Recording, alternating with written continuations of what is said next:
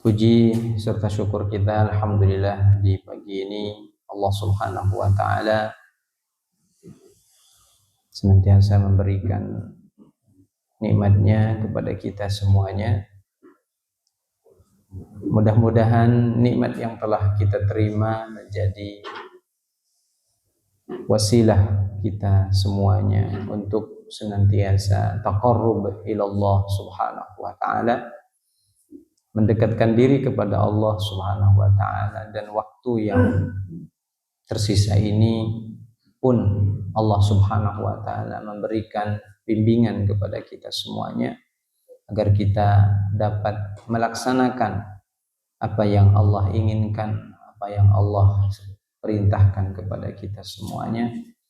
Dan alhamdulillah bagian daripada kewajiban kita sudah kita lakukan, itu sholat berjamaah, dan yang saat berlangsung ini adalah kewajiban yang terus kita laksanakan sampai akhir hayat kita agar kualitas kehidupan kita semakin bermartabat dan derajat kita tinggi di hadapan Allah Subhanahu wa taala. Derajat akan kita dapatkan setinggi-tingginya di hadapan Allah ketika kita membekali diri dengan ilmu. Ya, sebagaimana Allah Subhanahu wa taala menyampaikan, yarfa'illahu allazina amanu minkum wallazina utul ilma darajat. Salawat serta salam atas Rasulullah sallallahu alaihi wasallam. Allahumma shalli ala sayyidina Muhammad. Mudah-mudahan kita selaku umatnya yang sampai hari ini kita tidak pernah bosan terus bersolawat, menghidupkan sunnah-sunnahnya, dengan harapan kita semua kelak menjadi umatnya yang dicintai oleh Rasulullah sallallahu alaihi wasallam. Jamaah yang dimuliakan Allah Subhanahu wa taala, sebelum masuk ke pembahasan kitab, ya, kita mengirimkan doa kepada pengarang kitab ini, yaitu Al-Imam An-Nawawi, dengan harapan kita mendapatkan keberkahan ilmunya, mendapatkan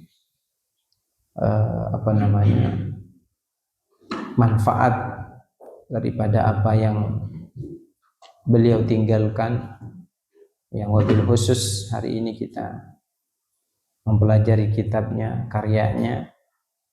Mudah-mudahan apa yang kita dapatkan ini terus mengalir menjadi ilmu yang bermanfaat. Amin ya rabbal alamin. Al-Fatihah. A'udzubillahi minasyaitonir rajim.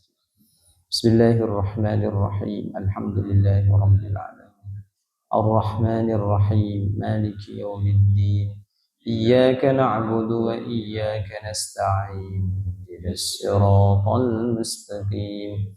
Siratal ladzina an'amta 'alaihim ghairil maghdubi 'alaihim waladdallin. Amin. Kita masuk ke bagian yang 14, nomor 14, tentang masih berseputar, yaitu masih menjelaskan tentang hadis. Ini sangat panjang sekali. Al-akhdhu bil yasir wa tarkut ta'sir. Nah, sekarang bagian yang nomor 14. Yang nomor 14 ini adalah at-ta'atu wal imtithal tariqus salamah wal falah. Taat dan mengerjakan tariqus salamah wal falah adalah jalan keselamatan dan keberuntungan. Nah, ini di dalam Islam kita diajarkan kepada kita ini at-ta'atu qabla kulli syai'. Jadi taat itu harus menjadi dasar yang paling utama ketika kita ingin melakukan apa saja berkaitan dengan hal perintah Allah Subhanahu wa taala. Ya. Oleh karena itu Rasulullah SAW mewanti-wanti agar kita ini tidak mengikuti jalan kaum orang-orang terdahulu, yang mana sebelumnya kita sudah bahas, mereka banyak bertanya, malas beramal. Sehingga sikap yang lahir kepada mereka itu adalah at-taraddud wal isyan. Bingung, bimbang, ragu. Hanya kemaksiatan-kemaksiatan yang hadir kepada mereka. Gitu. Kenapa? Karena mereka tidak memberikan, tidak berangkat atas ketaatan apa yang diperintah oleh Allah Subhanahu wa taala. Oleh karena itu, mereka itu berhak mendapatkan hukuman dari Allah Subhanahu wa taala.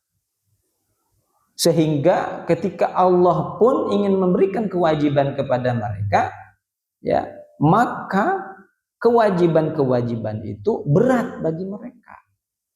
Karena disebabkan banyak bertanya tadi. Ya, berat. Makanya amal kaum orang terdahulu itu tidak seperti amalnya umatnya Nabi Muhammad SAW. Maka di antara karunia Allah Subhanahu wa taala yang diberikan kepada umatnya Nabi Muhammad ini adalah, ya, umatnya Nabi Muhammad tidak banyak bertanya tapi banyak beramal. Itu. Sehingga amalnya oleh Allah dilipat gandakan. Itu. Apa sikap yang dihadirkan oleh umatnya Nabi Muhammad SAW? Sami'na wa ata'na ghufranaka wa ilaikal masir. Ini doa. Isinya doa. Tapi menunjukkan sikap orang-orang yang beriman terhadap Allah Subhanahu wa taala dan Rasulnya. Sekaligus seperti itu. Dan dilanjutkan doa itu, Rabbana la tu'akhidna in nasina aw akhtana. Seakan-akan doa ini memberikan pesan kepada kita, kita ini melaksanakan perintah Allah. Wahai Allah, jika amal saya tidak sempurna, tolong jangan saya siksa.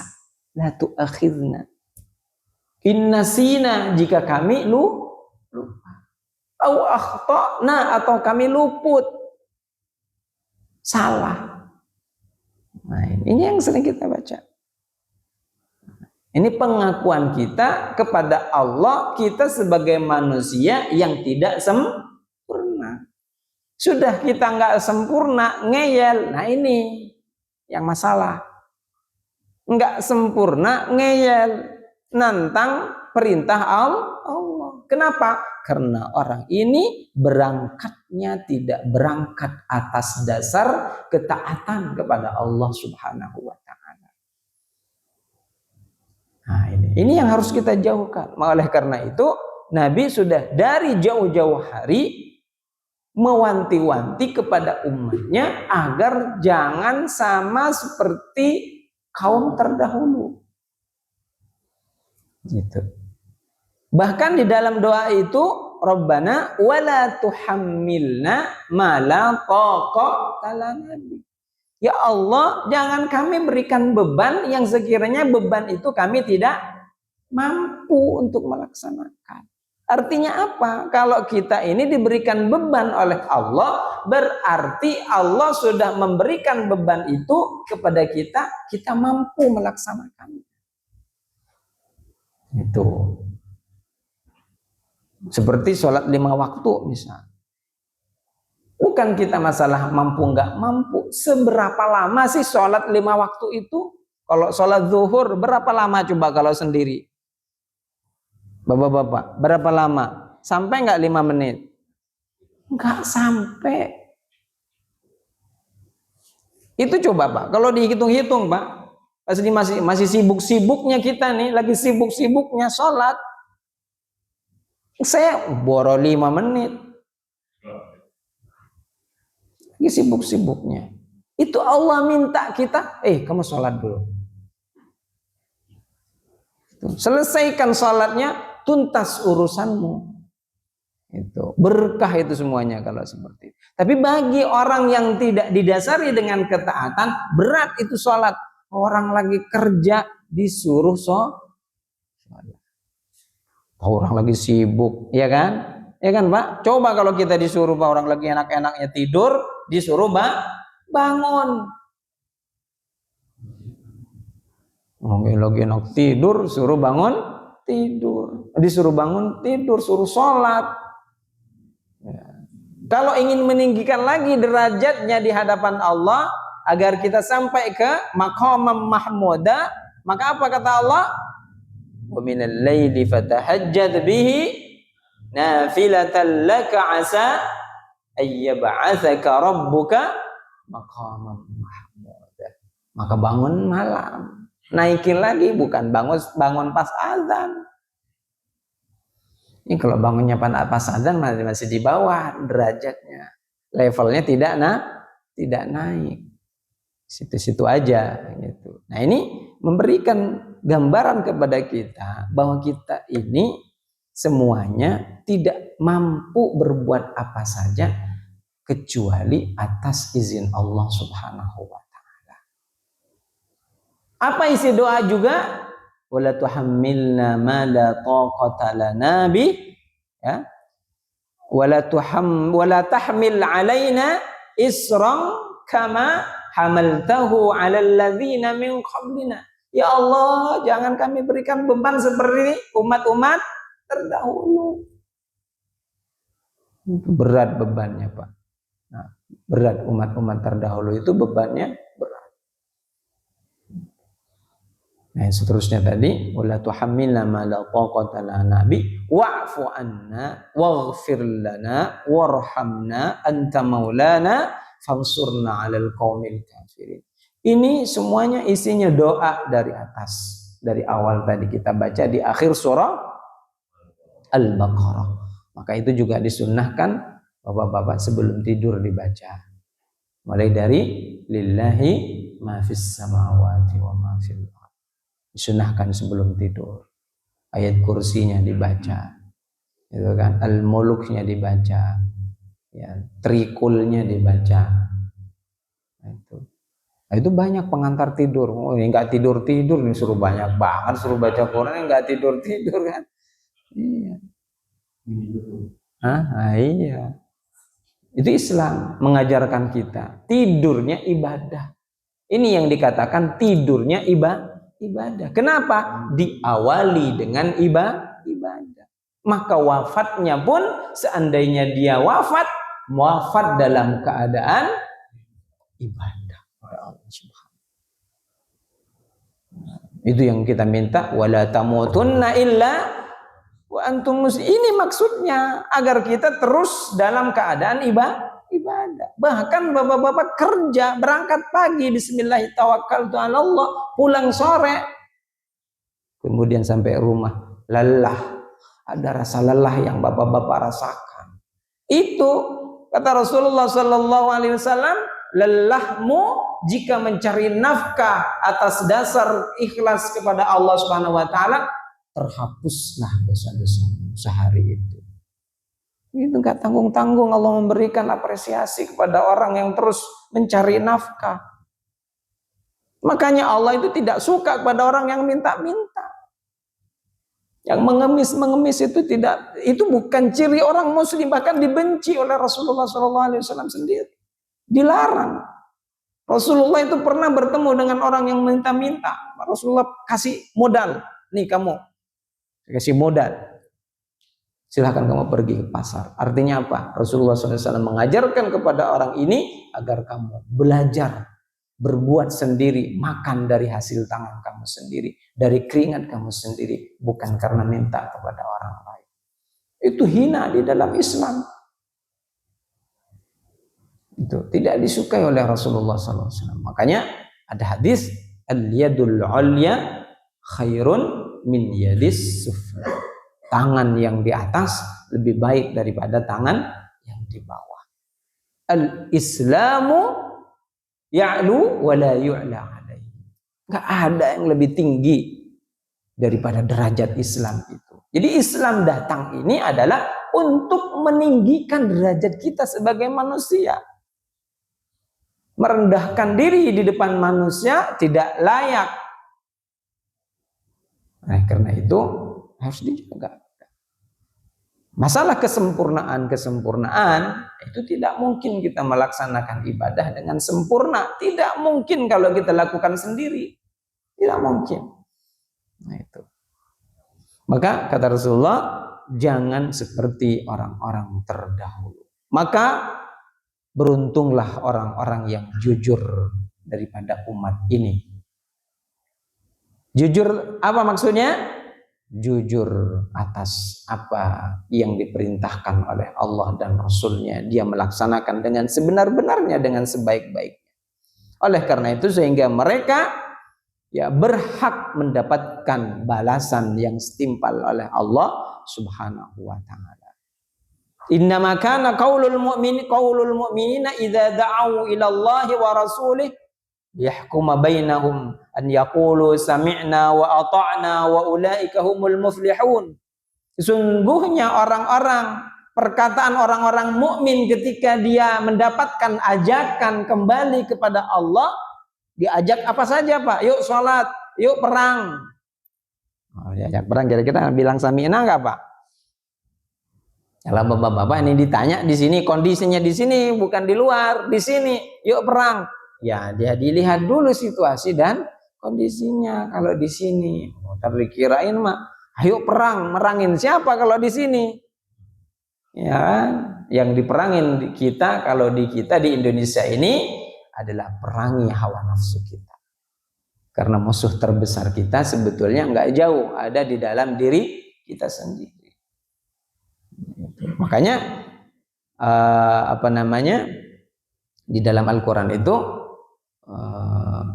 selalu memberikan gambaran kepada kita agar kita itu tidak salah mengambil sikap. Ya, seperti anggapan kita, oh menurut manusia ini baik, belum tentu di hadapan Allah itu baik. Itu seperti Allah memerintahkan perang.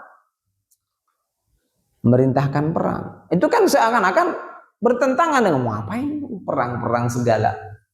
Nah, tapi kalau memang sudah diperintah oleh Allah karena kita diganggu oleh orang lain, maka kita wajib membelanya.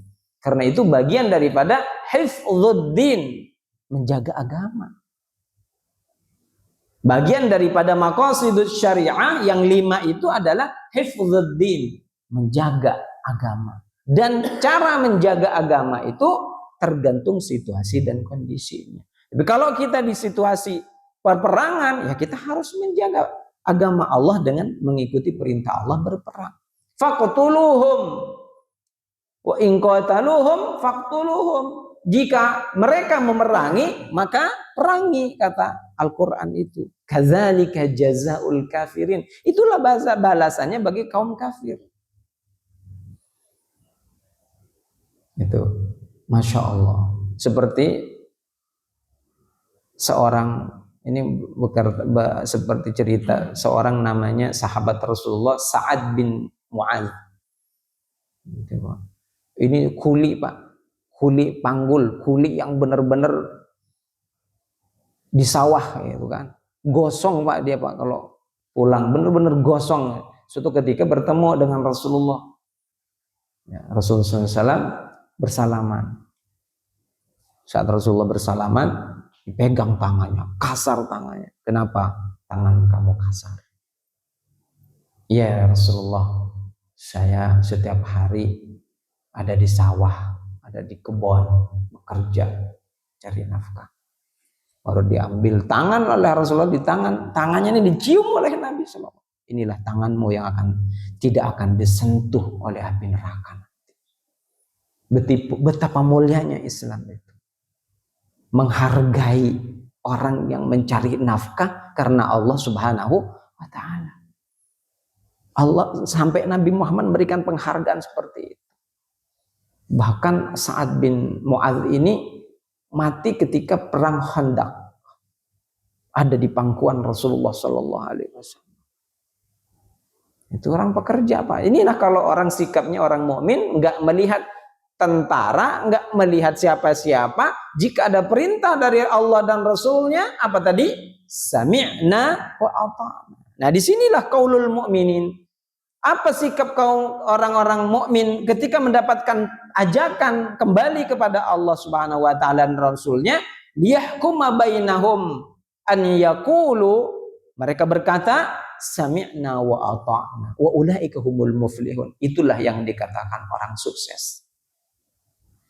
Jadi orang sukses dalam versi agama beda apa sama orang sukses versi manusia. Oh versi manusia, oh dia mah Masya Allah rumahnya banyak, mobilnya banyak, sukses. Itu. Makanya saya kalau pulang kampung itu risih Pak. Kalau pulang kampung, jadi identiknya orang pulang kampung, keluar dari kampungnya, bawa mobil, ya kan, bawa ini, bawa itu, oh sukses dia. Sukses. Jadi ukurannya materi. Makanya beban kalau orang pulang nggak bawa mobil. Jadi pulangnya karena tidak bawa apa-apa, kata orang sana, dia belum sukses, dia mau ngapain keluar jauh-jauh, orang sama aja dengan kita. Itu coba. Kan kasihan dia. Jadi kalau ukurannya materi, aduh, hancur, ya hancur. Nah ini yang harus dirubah. Masyarakat di kampung rata-rata begitu. So, kalau di kampung saya, kampung bapak-bapak nggak begitu, saya yakin. Di kampung saya mah begitu. Saya nggak mau jelekin orang kampungnya orang lain, kampung sendiri aja lah. Iya, gitu. Jadi ukurannya materi, pulang. Jadi kalau nggak bawa mobil itu berpuluh tahun di luar gitu kan, nggak bawa mobil pulang-pulang ini. Makanya kalau mau pulang Ramadan biasanya, mohon maaf, berani sewa punya orang, yang penting bawa mobil. Ya Allah, tersiksa. Saya kasihan ngelihat orang yang seperti itu. Ya. Ngapain dipaksa? Ya, orang nggak ada mobil dipaksa harus bawa mobil, karena memang ocehan masyarakat sekitar itu ada gitu. Jadi bangga-banggain kalau sih, oh, Masya Allah dia udah pulang, masuk pulangnya ini rumahnya bagus banget ini. Jadi ukurannya pokoknya yang, tapi pecinya ganti kan. Pulangnya pecinya ganti kayak gitu. Ya Allah, pokoknya kalau nggak tahan-tahan udah itu. Gitu. Jadi kasihan. Makanya ada yang nggak pulang-pulang. Ada nggak pulang-pulang karena nggak kuat ocehan masyarakat. Gitu. Ya Allah. Jadi ukuran manusia sukses seperti itu. Padahal dalam Islam ini adalah sami'na wa ata'na. Itu ukuran suksesnya. Kasihan saya pokoknya Allah. Wa may yuti'illah wa rasulah wa yakhshallah wa yattaqih fa ulaika humul faizun. Orang yang taat kepada Allah dan Rasulnya, kemudian dia takut, yakhshallah, takut kepada Allah. Ai bimakna dia mendekat kepada Allah. Wa yattaqih, dan dia bertakwa kepada Allah Subhanahu wa taala, fa ulaika humul faizun. Dia orang-orang yang beruntung. Dia adalah orang-orang yang menang menjalankan proses kehidupan. Maka Rasulullah Shallallahu Alaihi Wasallam juga memberikan peringatan kepada kita, jangan mengikuti jalan-jalannya orang terdahulu yang menyimpang, yang jauh dari perintah Allah Subhanahu wa taala, yang mana mereka hanya mengilah dan menghindar atas perintah Allah Subhanahu wa taala. Jangan sampai seperti itu. Karena jika kita lakukan hal-hal seperti ini, kita tidak akan mendapatkan apa-apa di dunia ini, hanya mendapatkan kehidupan seperti hewan. Nggak berarti kehidupan kita. Ya. Gimana sih hewan? Ya. Kerja, karepnya dewek gitu kan, mau semaunya sendiri. Nah, ini yang tidak diperbolehkan dalam agama Islam. Kemudian yang ke-15, at-tahdzir minal ikhtilaf wal hathu 'alal wahdati wal ittifaq. Ini Pak, perlu kita pahami bersama. Allah Subhanahu wa taala at-tahdzir, mengancam. Ya, Islam ini mengancam bagi orang yang suka berselisih. Karena dengan perselisihan ini agama kita terpecah-pecah. Apa yang diperintahkan dalam agama kita? Wal hassu 'alal wihdati wal ittifaq. Yaitu diperintahkan agar kita bersatu dan bersepakat. Nggak boleh ikut hawanya, nggak boleh ikut hawa nafsunya. Oleh karena itu Allah Subhanahu wa taala memberikan karakter khusus kepada hambanya yang mereka mempercayai Al-Quran ini dengan As-Sunnah. Ya. Wasafallahu ta'ala al-jama'atul muslimah. Jadi jamaah muslimah ini, jamaah muslim, kaum muslimin, Allah memberikan kita kepada kriterianya. Wal fi'ah al-mu'minah, kelompok yang bi'annaha ummatun wahidatun. Dia itu semuanya tadi jamaah muslimah, fi'atun mu'minah, dia adalah ummatun wahidah, satu umat, yaitu umatnya Nabi Muhammad sallallahu alaihi wasallam. Kecuali ada nabi lagi setelah Nabi Muhammad ini, baru ikut nabi yang baru. Tapi kalau nabinya Nabi Mosodek, ya ada yang Nabi Mosodek ya. Masih ingat gak bapak-bapak? Orang Bandung katanya ya. Mana orang Bandung? Orang pemain bulu tangkis ngaku-ngaku nabi. Orang nabi aja nggak pernah main bulu tangkis gitu ya. Ada aja di Indonesia. Nah, itu ummah wahidah, umatnya Nabi Muhammad sallallahu alaihi wasallam yang satu ini nggak boleh berpecah. Meskipun Nabi nggak ada. Apa kata Allah Subhanahu wa taala di dalam Al-Qur'an? Inna hadhihi ummatukum ummatan wahidah wa ana rabbukum fa'budun.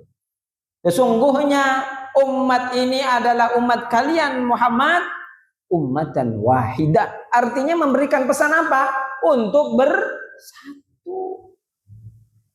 Wa ana rabbukum fa'budun. Saya Tuhan kalian, sembahlah saya. Ada apa-apa minta sama saya. Tapi yang terjadi apa ya sekarang? Kelompok sana, saya bukan, kata mereka, saya bukan bagian daripada itu. Karena mereka ahlul bid'ah. Dia adalah orang yang melawan ajaran Rasulullah SAW. Udah terjadi pertentangan. Yang di sana kekeh, yang di sini sakit hati. Akhirnya saling adu kekuatan. Itu mesti dulu Pak, seakan-akan Muhammadiyah sama NU nggak pernah akur, padahal pendirinya akur-akur aja. Tapi karena pengikutnya banyak yang nggak berilmu, akhirnya yang nggak berilmu yang bikin gaduh. Yang bikin gaduh kan begitu. Oh giliran kowar-kowar, oh saya pembela NKRI, ternyata ditangkap KPK. Kan begitu sekarang. Jadi orang yang seperti itu, ini hati-hati. Orang yang mengaku-ngaku seperti itu. Itu jangan-jangan mereka memang sekongkol gitu kan. Nah, ini adalah membuat perpecahan. Fayambaghi 'alal muslimin an yahrisu 'ala hadhil wahdah. Maka kita ini harus menjaga persatuan ini. Jangan sampai kita bercerai-berai gara-gara sepele, gara-gara nggak kunut, gara-gara nggak dzikir jahar habis sholat. Nggak usah, dia tetap saudara kita kok.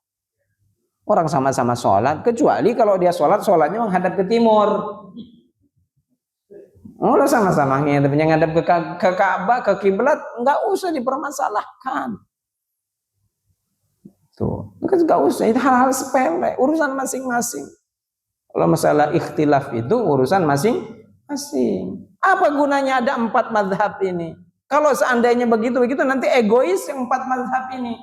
Imam Syafi'i, udah kamu ikut saya aja, pendapat saya yang paling benar. Tapi kata Imam Syafi'i apa? Yani apa namanya? Ya ra'yi yahtamilul khata' wa yahtamilu as-shawab. Bisa saja pendapat saya ini salah, bisa saja juga bisa benar.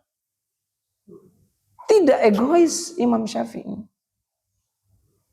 Imam Syafi'i mengatakan jika hadis yang dia sahih sama-sama sahih, saya akan beramal. Nah itu dasarnya. Nah, yang nggak berilmu udah cekcok aja. Gitu. Nah, cuman masalahnya Pak, kita ini banyak beramal tanpa dasar ilmu. Itu banyaknya masyarakat awam kita beramal tidak didasari dengan ilmu. Itu yang menjadi persoalan juga di masyarakat awam. Disuruh ngaji nggak datang ngaji, ya kan? Ada majelis taklim kabur-kaburan dan seterusnya. Nggak ada. Jangan beranggapan ilmu kita itu cukup yang dulu kita belajar. Nggak bisa. Semakin kita belajar, ternyata semakin menemukan hal-hal baru. Itu. Masya Allah. Hatta yakunu kuwatan mutamasikatan amama huwa syarri wal baghi wal kufrati al mutakaffa. Sehingga kalau kita menjaga persatuan ini, ya, terlihatlah bahwa kaum muslimin itu mempunyai kekuatan di depan musuh-musuhnya. Nah, coba sekarang kerjain orang Israel kita ini. Ini logikanya Qatar diserang harus segera menyerang balik. Coba dikerjain Pak.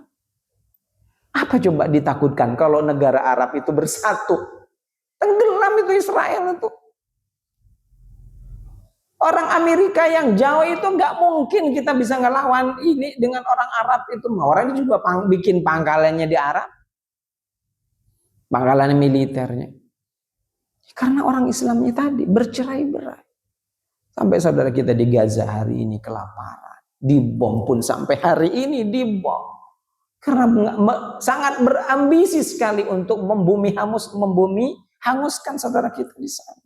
Yang nggak berdosa, karena benci sama yang namanya kelompok kecil itu. Siapa? Hamas itu. Karena dia mengecam bahwa dia adalah teroris. Padahal terorisnya yang dia ngomong. Cuman PBB diam, tetap aja orang yang di PBB juga orang yang pro dia, nggak bisa. Nah ini bikin kaum muslimin membara. Apa sikap kita ini yang sedangkan kita nggak bisa berbuat apa-apa. Melihat negara-negara muslim tidak bersatu. Karena mereka tersandra atas masalah masing-masing mereka. Ya Allah. Maka Allah Subhanahu wa taala pun memberikan peringatan besar kepada kita. Dan Rasulullah Shallallahu Alaihi Wasallam, ya, dengan keras bukan main-main masalah ikhtilaf ini, karena inilah yang akan meruntuhkan kekuatan Islam.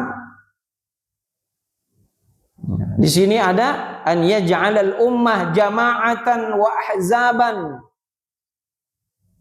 Nanti ada kelompok-kelompok, ada kabilah-kabilah, ada jamaah-jamaah ini.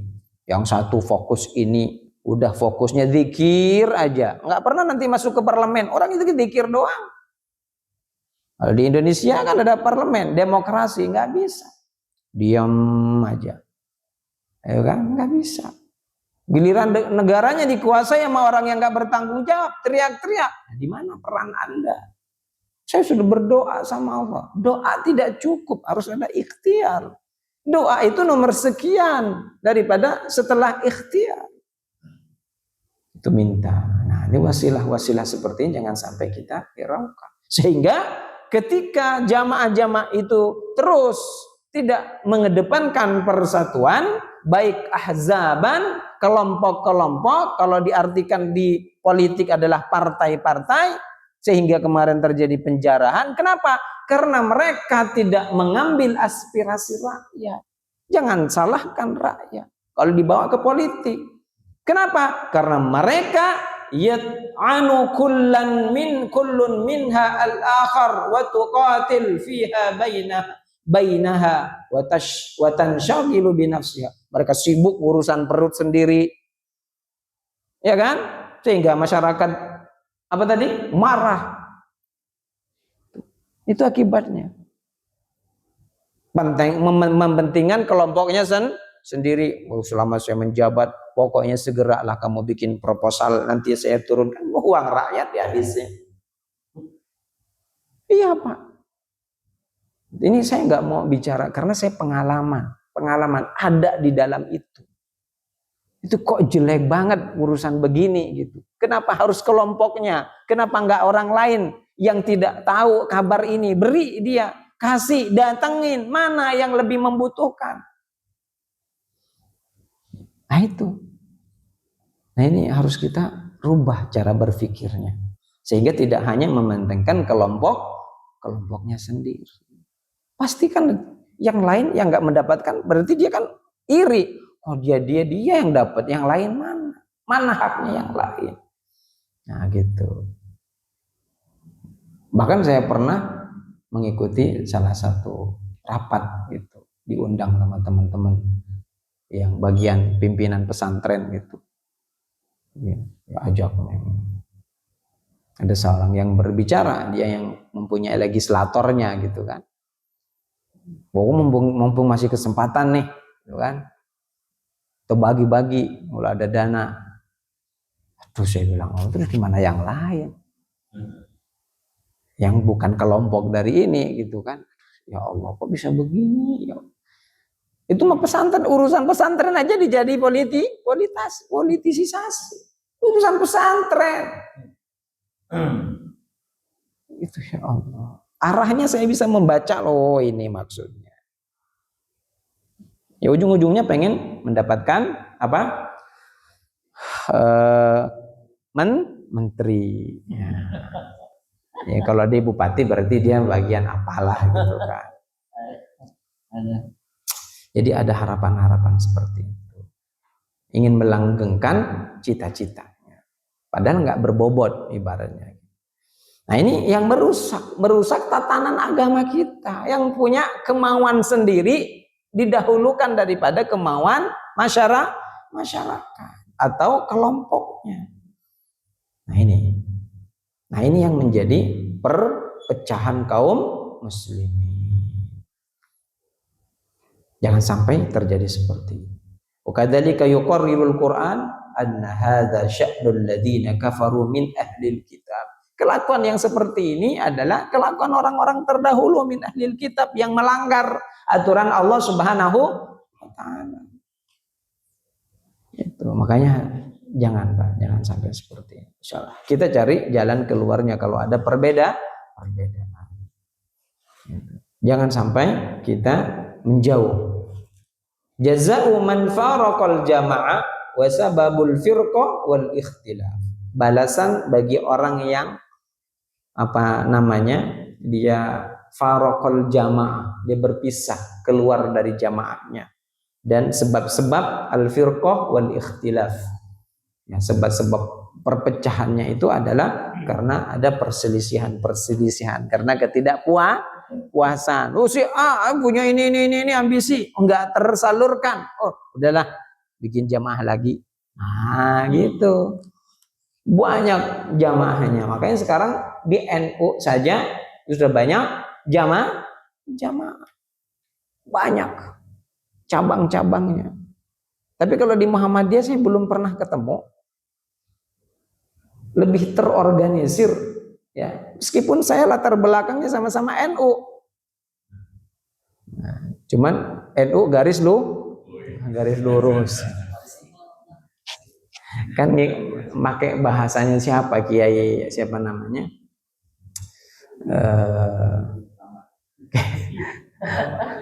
Kayak Buya Yahya, siapa? Buya Yahya ya, yang di Al-Bahjah. Dia senang ngelihatnya. Adil dalam menyikapi apa saja gitu kan. Perintah kalau salah ya dia omongin salah, nggak terikut ke pemerintah. Itu bagusnya Buya Yahya. Enggak dia terlena dengan pemerintah, aman dia mah. Ya kan? Aman. Sekarang mah dari YouTube-nya dia bisa dapat ratusan juta. Orang yang menonton ada jutaan. Kajian-kajiannya senang, enggak usah minta-minta ke pemerintah. Iya, dia bisa berdiri sendiri. Ustaz Hadi Hidayat itu per bulan sama teman-teman itu yang tahu bisa 400 sampai 500 juta per bulan dari YouTube-nya. Itu Pak. Mereka makanya Ustaz Hadi Hidayat berani ngai umroh kasih duit. Berani. Kenapa? Udah ada. Dakwahnya sekarang begitu. Mau datang gak usah dikasih duit juga nggak mikirin, udah ada. Gitu. Udah ada. Itu sama-sama berdakwah, cuma lewat media, ya kan? Kreatif. Bikin tim media. Oh, dibikin pesantren sama-sama sih. Ustaz Abdul Somad sama. Ya kan, followernya jutaan. Dari situ udah, mohon maaf kalau bahasa kasar udah kenyang. Iya kan? Nggak perlu repot-repot ke sana. Maka beliau karena tidak terikat dengan pemerintah, jadi nggak nunggu bantuan. Udah berjalan aja. Makanya berangkatin orang umroh sekeluarga, udah kamu berangkat sama keluarga mudah, ya kan? Duitnya ada. Kalau ada mah gampang terus Pak, ya kan? Haji bulan depan, nggak bisa kalau bulan depan mah harus tahun depan. Yang ada mah haji kecil kalau bulan depan. Insya Allah. Ya, insya Allah ini pembahasan kita. Saya tidak sampai jam 6 karena ada acara nikahan. Saya jam 6 harus berangkat. Ya.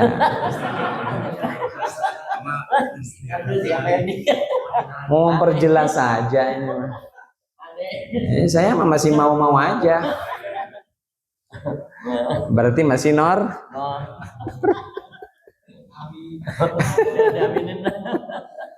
Masya Allah. Biasalah seperti itu. Ada tetangga nikah, dia ke Asmaul Husna hari ini, insya Allah. Baik, saya kira cukup dulu pembahasan pagi ini. Siapa kalau ada yang mau tanyakan, boleh silakan. 5 menit aja. Banyak bertanya. Jangan begitu juga ya, kalau mentang-mentang saya bilang jangan banyak bertanya ya.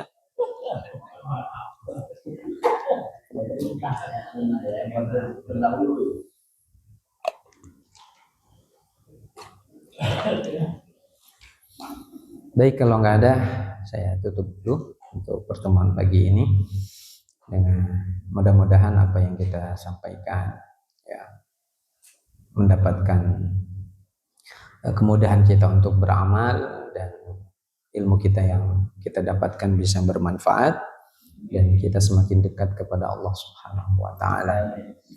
Atas segala kekurangannya kita tutup dengan doa kafaratul majlis. Subhanaka Allahumma wa bihamdika asyhadu an la ilaha illa anta astaghfiruka wa atubu ilaik.